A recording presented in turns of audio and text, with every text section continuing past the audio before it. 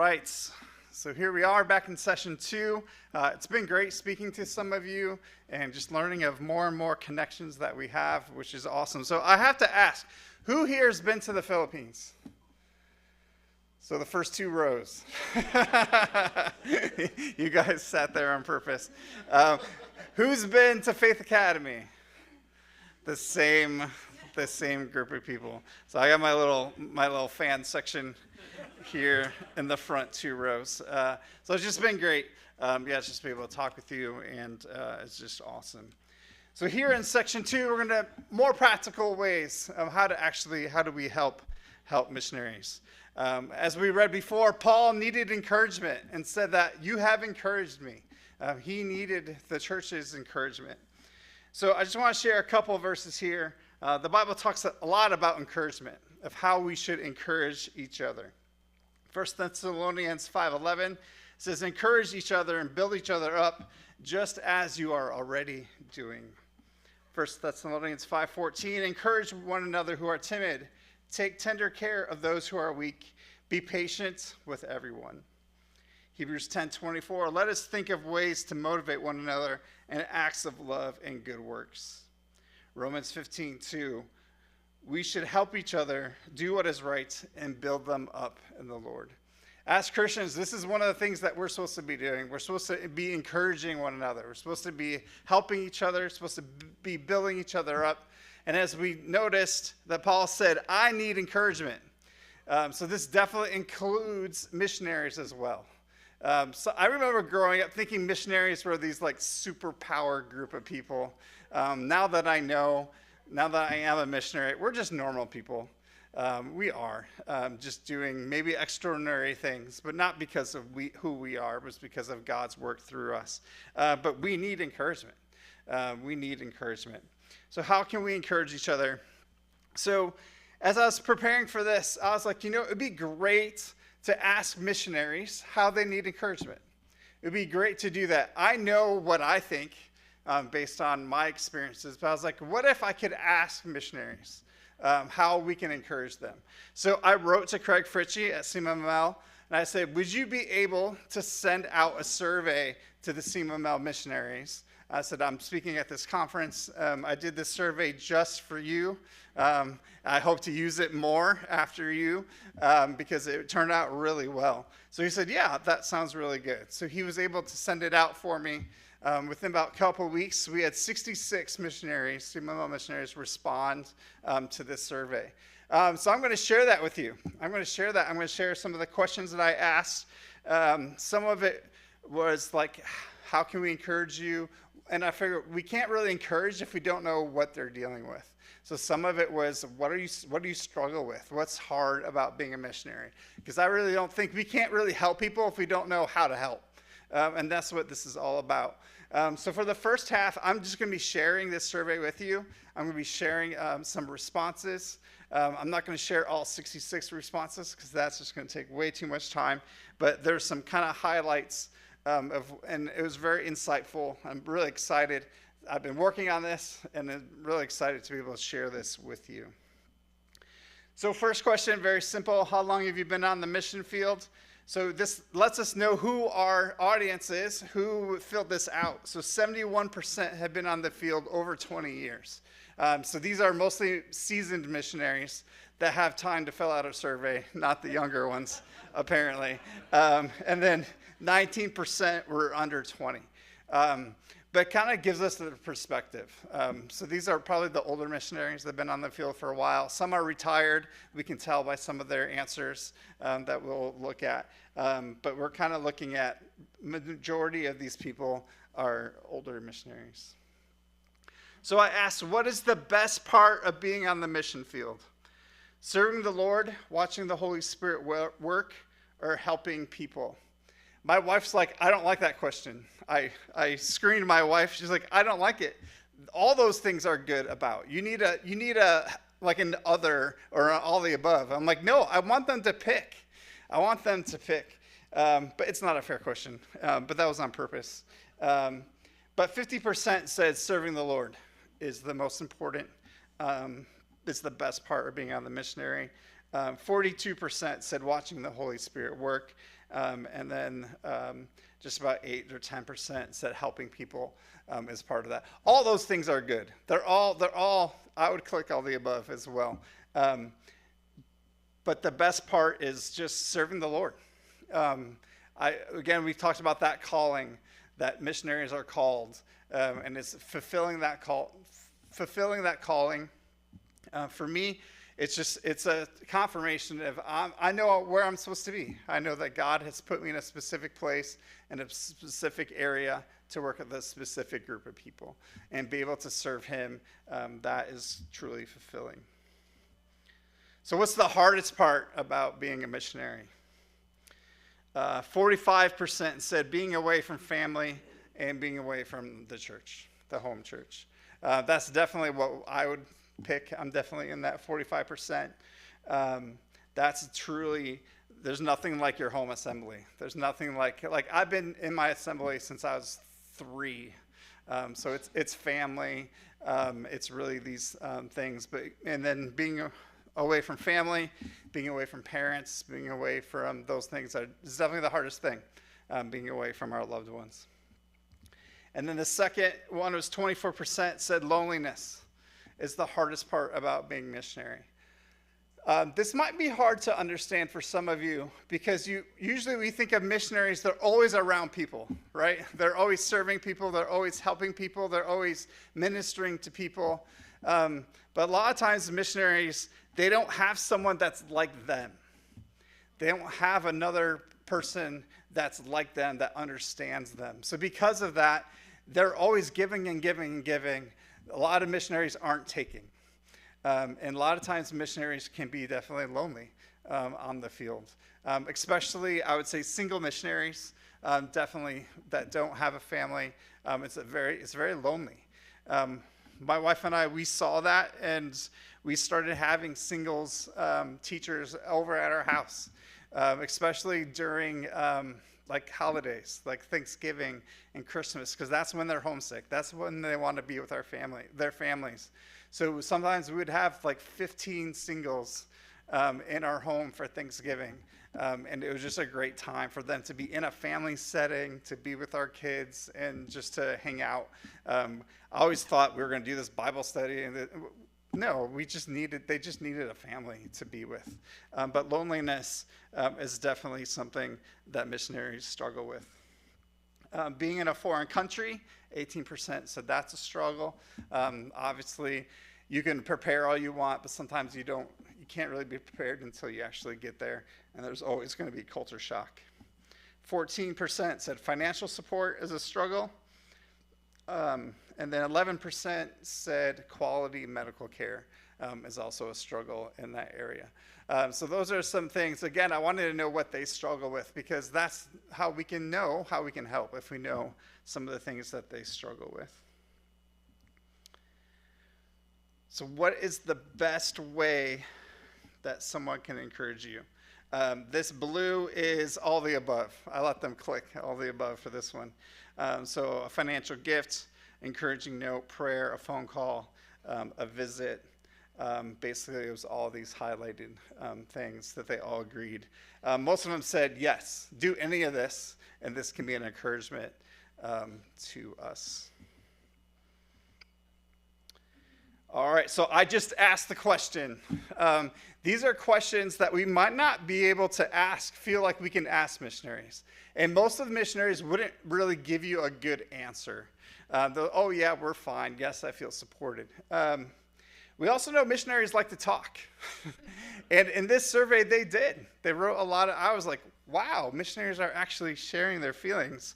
And people were like, this is anonymous, right? And it's like, yes, this is anonymous. I don't know any of these things. But thankfully, 76% said, yes, we feel supported.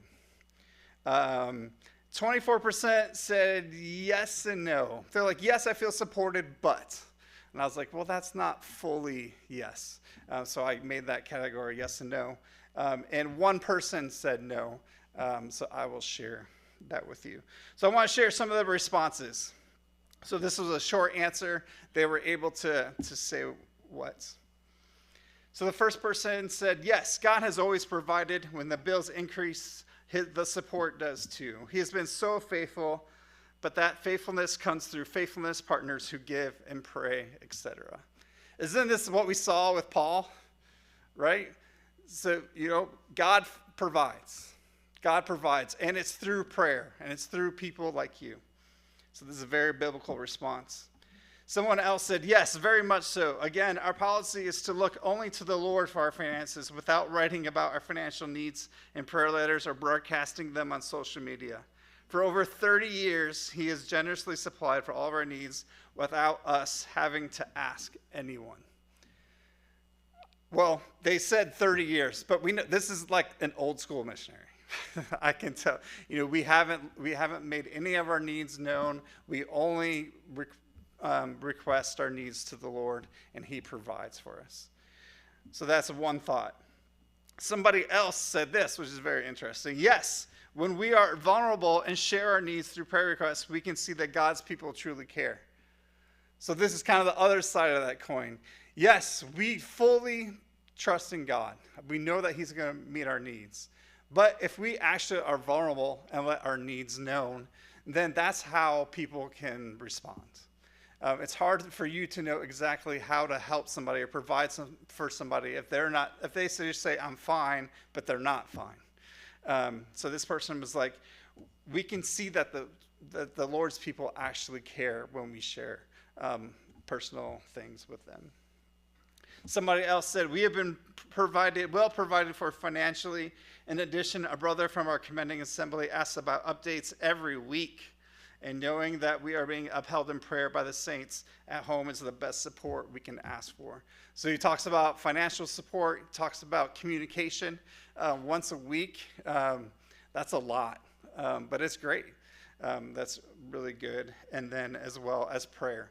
That is definitely, so he lists those three things. Or she, I don't know who it is, he or she. Someone else said, yes, we are very thankful for the believers, assemblies, and churches, and the organizations like CMML that make us feel like we are still connected to the body of Christ despite the distance. So we talked about missionaries, that one of the biggest things is being away from churches, being away. But there are organizations in different ways that you make missionaries still feel connected. They long to have that connection still with the people back home. Another person, yes, especially when we get personal notes from supporters or a special gift to do something as a family or as a couple, like going out to dinner. We've been a recipient to those things as well. There's one chapel in our area, Chicago area. They don't support us monthly, but once a year, they give $300 to my wife and say, this is only for you. Don't let Larry take it. Do whatever you want with it. And those are just, those special gifts, those little blessings where she can do something just for her, which are great things. Our kids also sometimes get things for their birthdays, for Christmas. Some assemblies give us money for our kids for Christmas. And just little things like that really make a difference. All right, here's the yes and no category. Yes, we feel we are trusted and free to follow the leadings of the Lord. However, in the beginning, there were lots of questions and expectations. Looking back, how much was from others and how much was self-imposed is not clear.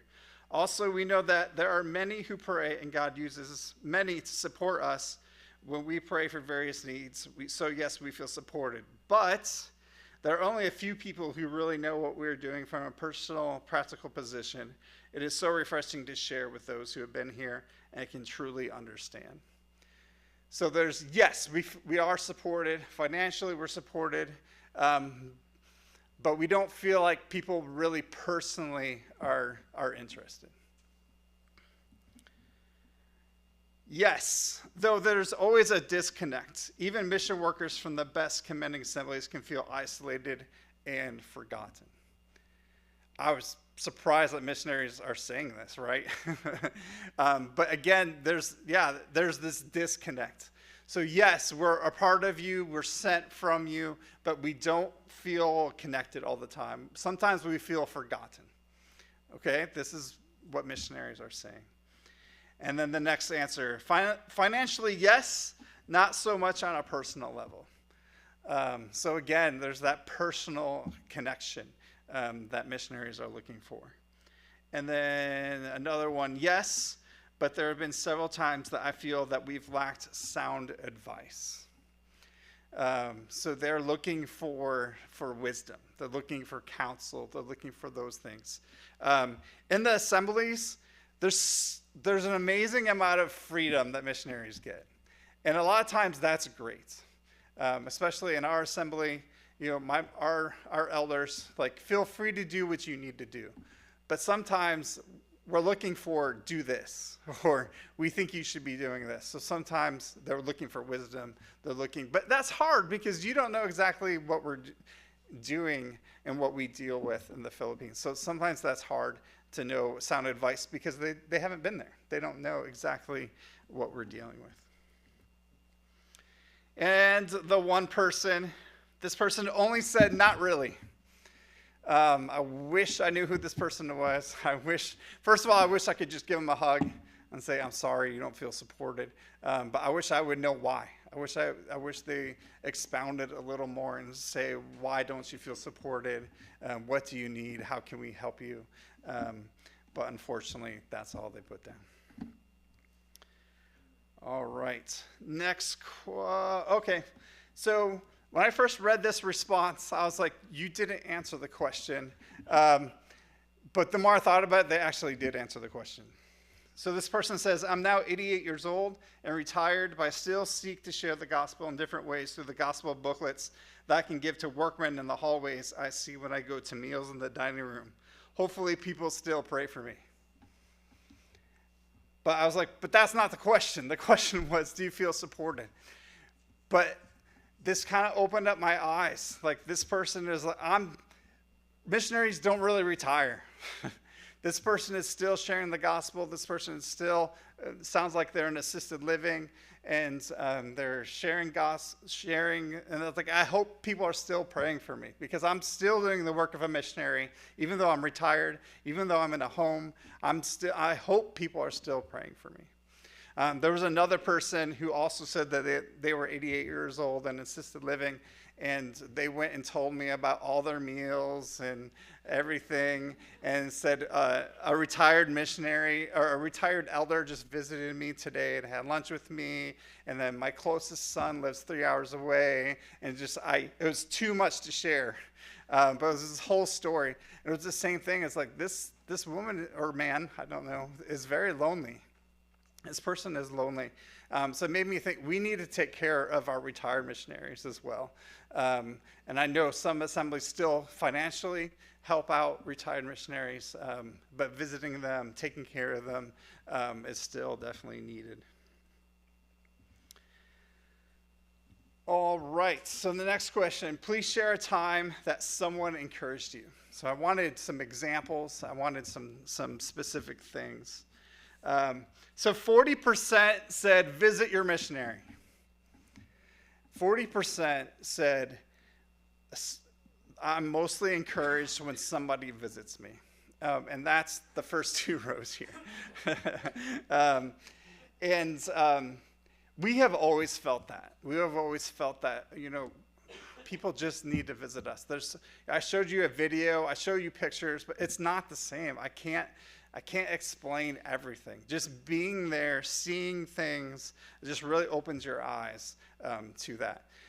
My best friend, Peter's brother, and my other best friend came to visit us 5 years ago, and it was a great experience. My friend Glenn was like, I should have done this a long time ago. He was like, I don't know why I haven't been out here, but it just really opened his eyes to what we were doing.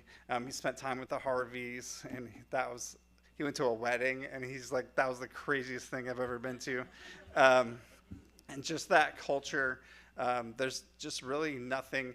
And that really shows, we'll see this theme throughout these answers. Missionaries just want to feel that you are interested in what they're doing. And there's not a better way than going and visiting and seeing what they're doing. Is that possible for everybody? No, it's not. And we definitely understand that. But I think that each church can at least be able to send someone. So visit your missionary, whether it's your friend or an elder, one you've sent. So many think there has to be a project to get behind in order to justify the cost. Just go for a visit, walk with him, see the places he frequents, meet the people he serves, listen to his stories, eat their food, etc. It will not only bless the missionary, but it will make your life richer. An added benefit, when he writes or calls, you will know what he's talking about. Those are the people I go to first when I have a question, a struggle, or a prayer request. So it was great advice. Again, I was like, oh my goodness, this missionary is actually telling us what they believe. But it's great. Another person said, we had a visit from a supporter of 20 years. They were interested in us, asked a lot of questions, and we're excited to see our ministry, our church, etc. We felt so encouraged and connected when they left. When people come to visit and actually see and understand the work in our very different life and culture, listen to the struggles and pray with us, that is the most encouraging thing. I am particularly encouraged when we receive visits from friends because it enables them to understand much better the work that we are doing. Our home commending church, listen to this, sends a team every spring, which is so very encouraging, and birthday cards to each of our kids' birthdays every year. So the church sends a group every spring to this missionary. And it's just so encouraging. It's so encouraging to get behind their ministry and to see what they're doing. 27% said communication. We received a note from a youth group that was praying for us. That was special. One church used to send a special financial gift for each of our children every Christmas. Another always sends a personal email every birthday. Our girls have been so blessed and encouraged by those acts of kindness. I can think of a number of cases when I received an encouraging email from a supporter. It was encouraging to hear that people are interested in what I'm doing and praying for me. I love getting responses to my email updates, especially those that respond frequently. That always encourages me. So they like that response when they send, and I'd say for us, those are pretty rare to get a response to our prayer updates or those kind of things. But if someone just says, if somebody just replies, thank you so much for sharing, I'll pray for you. Like something just simple like that. Again, it shows that there's encouragement and there's interest. 2 people mentioned that they were praying for specific projects and they received special gifts just for that specific amount of money. One was about a $10,000 project. They were praying, they didn't let their request known to anybody, and they received a gift immediately for that amount. And that encouraged them as well. That would be encouraging to see God answering prayers. So 6 people were confused. And I said, list the time someone encouraged you, and they just wrote a date. My first 20 responses were 6 dates. I was like, okay, what am I not communicating? What am I doing? But then I was like, oh my goodness, somebody remembered March 29, 1970. I don't know what happened that day. But that was an encouraging day to that person. To remember that date, 50 plus years. May 20th, 2015, February 20, 2024. You can, a couple more dates. But if you can remember the exact date you're encouraged, that means that meant something to you. That, and I don't know what that was. I wish there was, yes, this is the date and this is what happened. But it was like, boom, here's when I was encouraged. Again, it's so funny when you do these things. But it was an answer, not an answer I necessarily was looking for. But it showed me that, yeah, we were encouraged on this date. This is what happened. So just so funny. You never know what you're going to get. So my last question, I said, do you have any other comments or insights? 43 people wrote more insights. So these were all over the place. So I have a couple different ones that I will read that really stood out to me. So everyone deep down wants to be understood. Of course, the Lord Jesus Christ is our great high priest who understands us at the deepest level possible. And we all desire to draw near to him and receive the comfort and strength that we need. As far as body life goes, it feels hard for many missionaries to be understood by others due to cultural, linguistic influences and barriers, a radically different lifestyle and experiences, etc. Sometimes it feels easier not to share than to share and the risk of being misunderstood. It's very helpful when people ask good questions, listen to the answers, and refrain from connecting the dots too quickly or trying to fix the missionary problems, which often doesn't work because of they're in different contexts. I thought this was beautifully written. Again, we talked about that connection.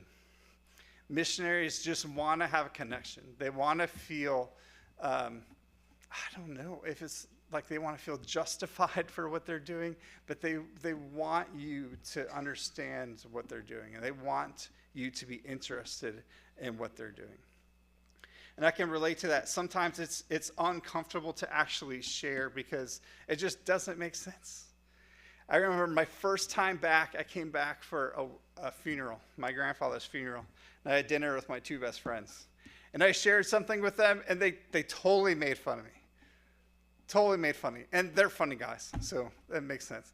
But they didn't understand this. They just didn't understand. I was telling them, and you guys are going to laugh too, but that's fine. So I was telling them about, as dorm parents, in the Philippines, it's common to have house helpers. A lot of missionaries have them, so it's a great way. They work very minimally. Minimum wage is so it's a lot affordable for a missionary to have a house helper to help with cleaning and those kind of things. Well, in the dorm, the school provided us 3 house helpers. We also had a guard at our house to protect our students as well. And I was telling them that it's just hard to I almost feel like I have staff. I'm like kind of their manager, and I have to, and he's like, oh, it's so hard to have slaves. And I was like, but I knew what they were saying. But they didn't get me. They didn't get it. They couldn't understand what I was going through because what I was going through is totally different than what they experienced. And sometimes it's hard to come back to the United States to share things because they're so different than what people experience here. So sometimes it's challenging. Missionaries can feel like it's out of sight, out of mind. Be intentional to encourage. It goes a long way. This next one's really sad. I lost my wife to cancer 13 years ago. We came back to the States for treatment. Not one person from the local assembly we attended ever came to visit me after her death. That's strange and makes me feel sad to this day. So sad. So sad. And again, I don't know this person. I wish I could just give this person a big hug and just say, I'm sorry. But these are practical things that missionaries go through. And he needed encouragement during this time, and he didn't get it. I feel the support and preparation for returning missionaries is not there. Excellent help for those going out, but for those returning, much harder because you don't expect the changes when you return. So coming back off the field is extremely challenging. You're basically leaving everything you have there. You're coming back to an unfamiliar place, even though you're from this country. You have nothing, kind of starting over again. And this person said there's really not much support for missionaries that leave the field. One of the hardest things for our family was trying to find the right fit for schooling for our children. I'm assuming this is on the field, but I'm not sure. But that's our mission. That's why we're at Faith Academy. Again, schooling can be a challenging thing for families and for missionaries on the field. I admire a missionary who meets monthly with a church elder back home for a video meeting. I wish I had done this over the years. It is good for the mission worker to feel supported, and it's good for the home elder to know almost firsthand what is happening on the foreign field. Again, this is definitely more possible now than it used to be. You can do a video call. So they meet with their elders regularly, monthly. So that's a great way to show interest and to be able to support. There are times when we have had extra needs and cannot really share them unless someone asks. One example is when we visit the USA, it often feels like we have to do the work of finding accommodation, finding vehicles to borrow, etc. It would feel so caring to have our commending assembly take the lead on these things somehow. It is hard work coming back to the US. Sometimes we even think, is it worth it for all the things that we have to do? So we rent a house in the Philippines. So in order to come here for a year, we had to find people to sublease our house. We have dogs we had to find people to take care of. We have cars that we had to find people to take care of our cars while we were gone. I had to train some people in my position to teach them how to do my position while I was gone for a year. And then at the same time, I'm looking for a house here. I'm looking for a car here. I'm looking for a school for my kid coming here. And then we get back and people are like, so what are you going to do here? And a lot of times, like, my goal was to get here. That was my goal. And I've done so much just to get here.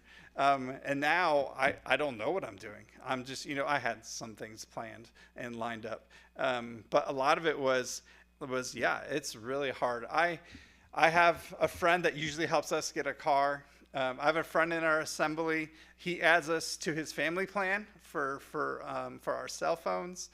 Both of our kids in college, he's provided a phone number for them in college. So our kid didn't have to have their own separate line for that. So there's these little practical things that are extremely helpful when we come back for a furlough. And those little things just really, really help. We've had a couple people in our church and like, can we meet weekly with you for prayer and discipleship? And those are some great ways to feel connected. When visiting an assembly, the missionaries are often hosted by the missions committee who are already very excited about missions. We appreciate them, but there have been times when we wish we could have spent some time with younger families. That is, when our family was younger. Perhaps we could have infected more people with a passion for serving God in missions, or at least connecting with new potential prayer partners and supporters. It's a small thing, but worth thinking through. Don't automatically let the missions committee get all the time with the missionaries. So I thought that was a pretty valid point. Kind of share the missionaries, I guess. Don't let maybe one group of people spend time with them. Have the families, have people around the same age interact with the missionaries as well. So the last one, he gave, or she gave 5 different points. Missionary concerns that assemblies could think about helping. Retirement. Most missionaries don't start early enough thinking and planning. Kids leaving home, settling them in the USA. Wayward kids and how to cope. Many are, this is pretty funny, many are not quite in their gifting niche. They need a team, they need leaders to make them thrive. Oversight as to the use of time, schedules, funds, etc. Many are not good self-managers. Thought it was a very interesting insight. Some are. Some are, not all. But missionaries are basically, they kind of are almost owning their own business in a way. And some of them are just not great handling finances or great time management, like those said. So some missionaries need extra help and support with leading. So conclusions. I want you just to spend a couple minutes with the people around you. And what are some of your reactions to some of these answers? So I want you to just kind of talk with each other a little bit, and then I'll have some people share after that. But I want you just to kind of wake up a little bit, participate a little bit. What are some answers that kind of surprised you? What are some things, what are some conclusions that we can get from some of these answers? So I'm going to go ahead, I'm going to open up, go ahead and just kind of talk to the people around you, and let's just kind of digest and compute some of this, and then we'll come back together and talk about this some more.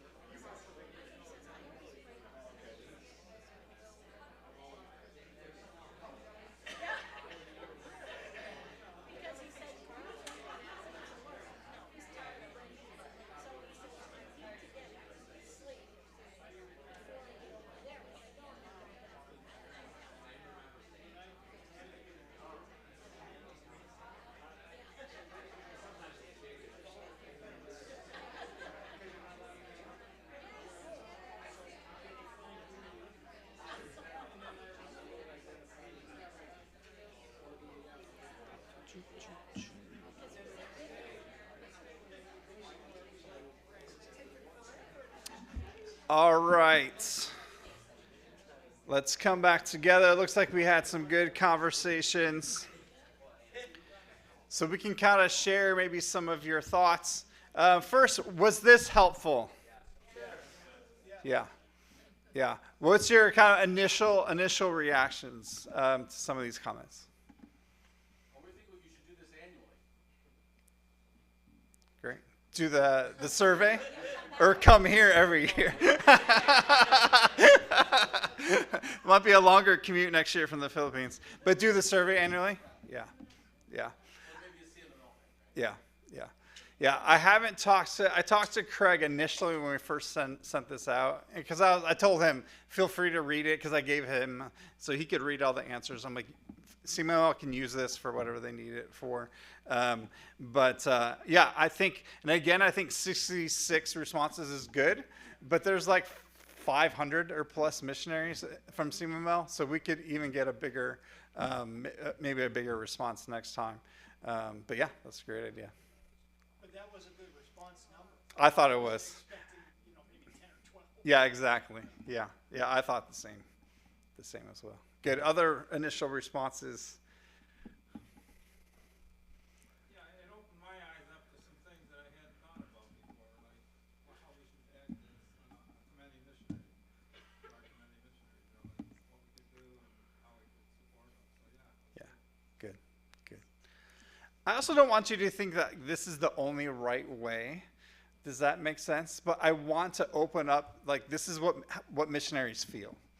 It doesn't mean that it's right or wrong, but it's insightful, I think, to understand what missionaries feel, how they feel. Do they feel supported? What are some ways and how we can support them? Yeah.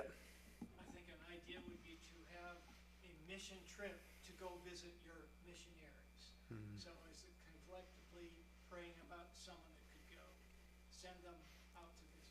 Yeah, that's great. Yeah, usually what I hear is like, oh, you could use the money for something else better than to come and, you could use this money to support your school, or you could use it for a feeding program for 500 families, or, stuff like that. That's true. I could use the money in different ways. But again, we were talking like, it's really eye-opening when you actually go and see what the missionary is doing. Good. So I made some conclusions. Missionaries want to feel that people are interested in their ministry. They want to feel connected. Financial support is always necessary. There's no way a missionary can go out without being financially supported. That's absolutely necessary. So that's a great way to do it, but missionaries need more than just financial support. There's more than just financially supporting a missionary. So what we said, prayer support is very important. We need the prayers of the saints. Visit missionaries. That was very obvious. Go visit your missionary, or at least somebody in your church visit your missionary. Also, what hit me, we need to take care of our retired missionaries. There's a lot of older missionaries now that are back home, and they need not just, again, financial support. Go visit them, go spend time with them, and try to encourage them as well. All right, so how do we actually do this? A lot of the answers we've already talked about. We talked about prayer, we talked about finances, these things. So on the field, obviously we said financial support, prayer support, consistent communications. I think that can improve.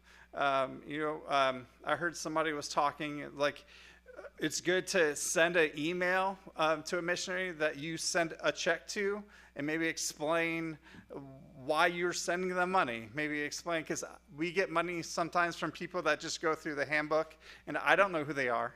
I've never met them before, which is great. It's great to be supported by people that I'm not meeting, but it's great to actually know more about these people and knowing more about them and why they chose to give me a gift. And then visit or send a team, which is great. Responding to prayer letters, that was mentioned, and that is also what we said, a great way to help. Those are on furlough. So continuing financial support, I would say most missionaries, they need more money when they're actually back home, especially for those that are in other countries that are more affordable.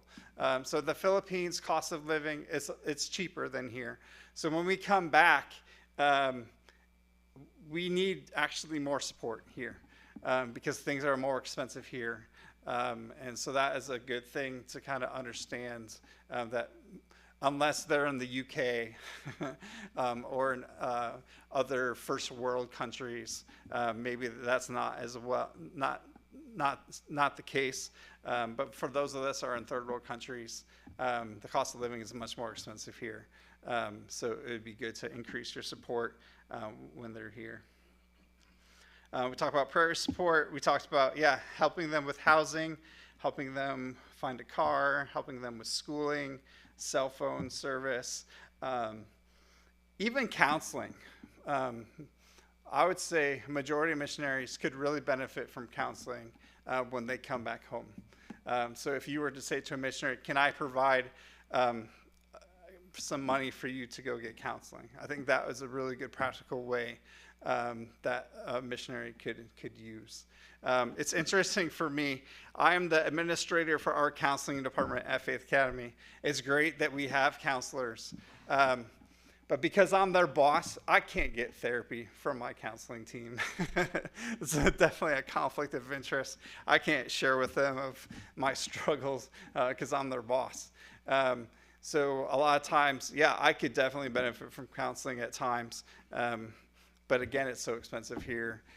So those kind of things. But I would say that's one practical way. You can say, do you need counseling? I was talking to Ernest about this. Most missionaries need rest.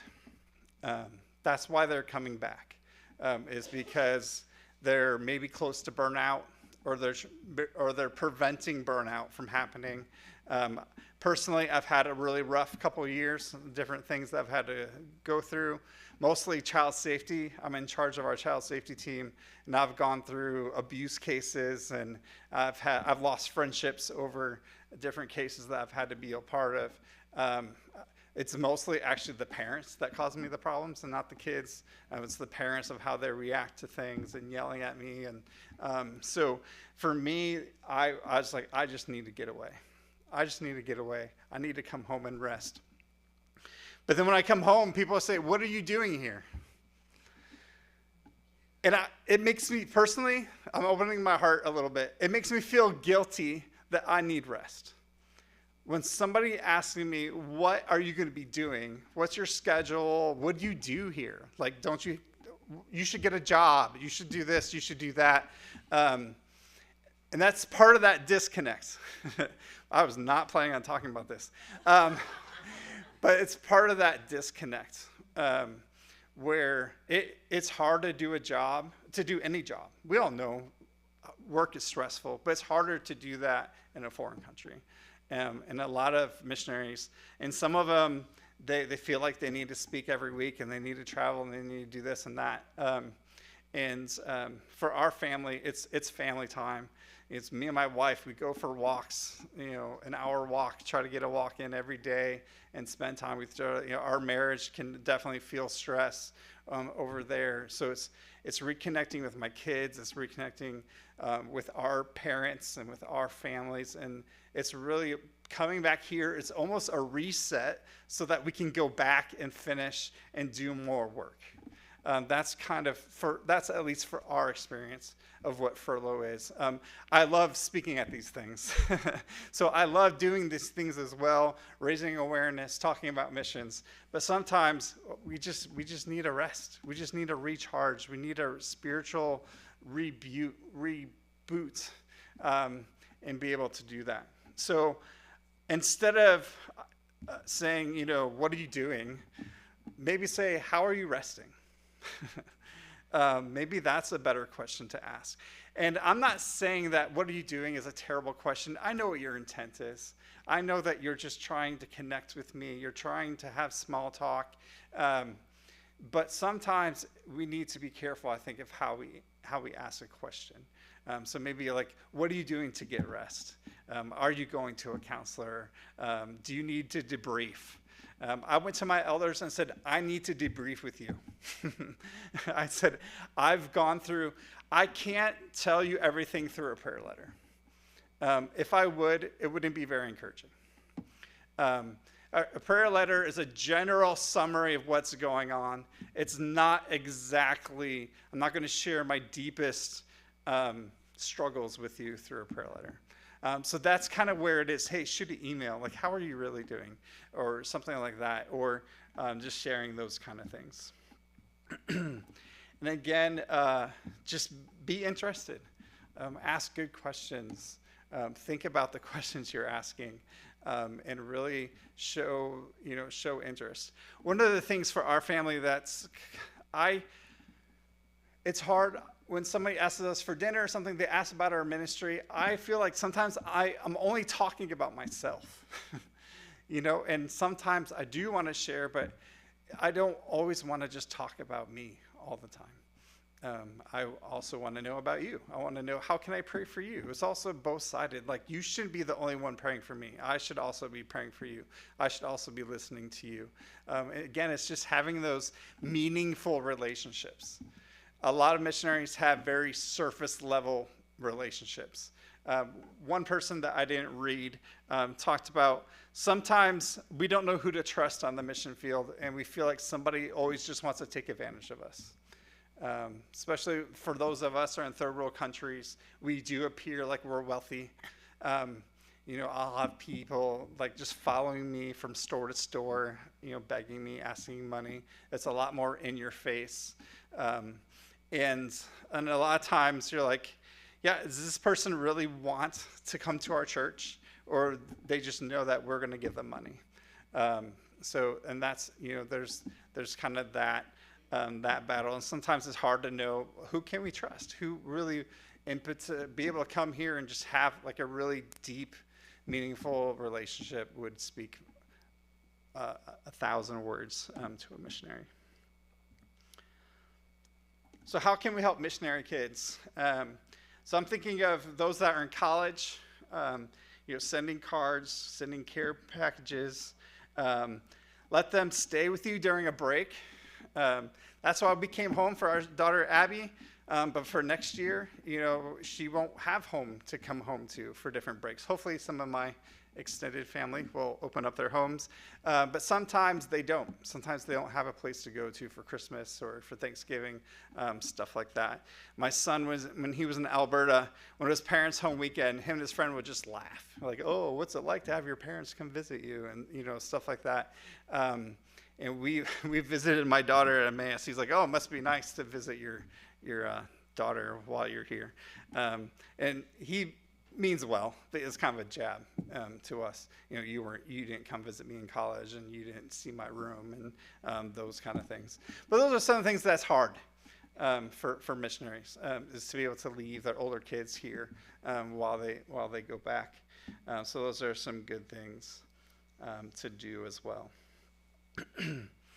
And then retired missionaries. So again, continuing our financial support, prayer support, helping them transition. So we talked about that, helping them transition. When I first went to the Philippines, I thought that would be so scary, of leaving here and going there. Now I think it's so scary that whenever I come back, it's that I have to move back here. Again, just because we're so rooted back there. To be able to leave that and come back here is going to be almost like when we left here, like the first time. So definitely helping them transition, and that could be practically, but also emotionally as well. We need to communicate, still have communication with retired missionaries, and then we need to visit our missionaries, even our retired missionaries. So I have a couple more thoughts, but any questions right now? Or not even a question, maybe just something that you're thinking about, more ideas. I like that some people are like, hey, we need to do this. So is there any other ideas that we can think of right now? Let's brainstorm together. Since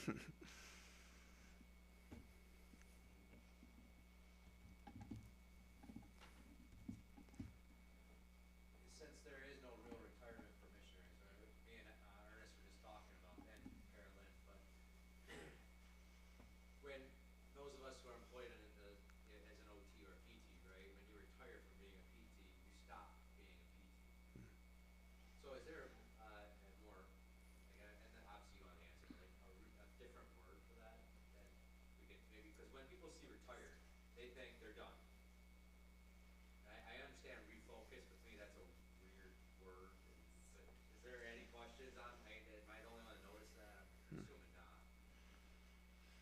Yeah, I mean, the way Sigma Mel, they call it refocused. So that's what it is right now. Yeah, there's really nothing better than that. Yeah, I kind of joke too, like I'm never gonna retire. Like there's no unless I have a real job whenever I come back. I don't know, but yeah, there's really nothing else other than that right now. Yeah, and especially in my wife's family, we've seen that with her grandparents and her parents. Her parents are still, her dad's an itinerary preacher. He pretty much speaks every Sunday. They're still commended from their assembly, but he mostly speaks every Sunday at a different assembly, and just goes around preaching and traveling. And I think her grandpa pretty much did that as well until he was physically unable to stand at the pulpit. Yep. Well, I'll make a statement on behalf of, you know who my sister and brother-in-law are, and they are elderly. My sister more than my brother-in-law. But the big problem that I think they're facing is the medical issue in this country. Because they do not have Social Security, and they do not have the Medicare that all the rest of us old fogies depend on. And that's a toughie. And, you know, Dave is a foreigner, so Yeah. he has nothing here. And I've been trying to help, looking for medical ways to take care of things, but it's a tough one. And so I would say the assembly should keep their eyes on that kind of issue, those things. Social Security, Medicare, how can we help them out? Yeah. Yeah. If you couldn't hear, her sister is a missionary in the Philippines with us that we love, and they are aging. And there's a question about healthcare and that they really can't come back here because they wouldn't be able to afford it. But they need help. We've watched them, and they need help. Yeah. Yeah. And it's hard. Some of those older missionaries too. It's hard to tell them to stop doing what they've been doing forever. I don't know how your dad's going to do it. I don't think he will, actually. But it's hard for them to give that up, to walk away and to retire from something they've spent their whole life and poured it into.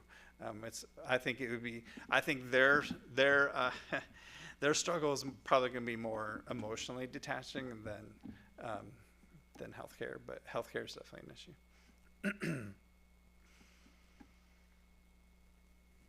Yeah, good.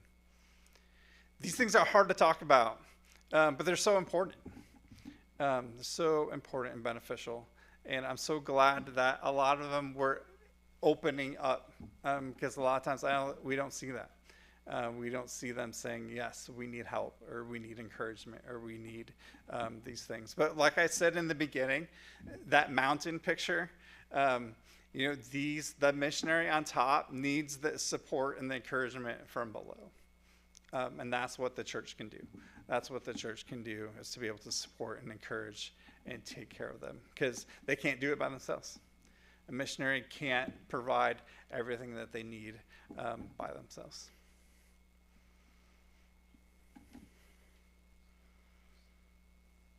Good. So we're going to make this a little more personal. How can you help a missionary? We've talked about ways that you can do that. And so I want this not to be just a good conversation. I want to see fruit from this conversation. I want to see a change after today.